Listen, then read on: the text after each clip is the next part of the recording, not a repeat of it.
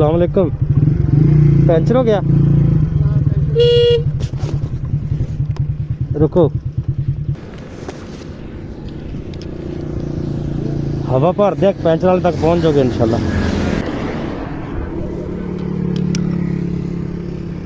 कितने तुर जाते हो? इतने आगे रस्ते इतने किला के पीछे जाना। हाँ जी, पंचर हो गया।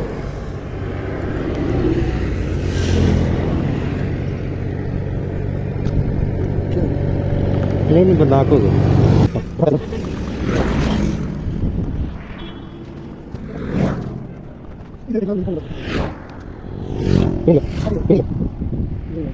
बस यही है, कोई नहीं गुजारा हो गया। गुजारा करना, इतने तक जाना कोई नहीं। चलो एक मिनट, चलो बैठो बैठो।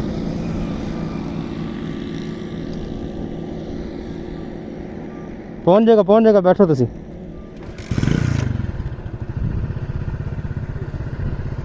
पहुंच जाएगा इंशाल्लाह, अल्लाह दे सुपुर्द।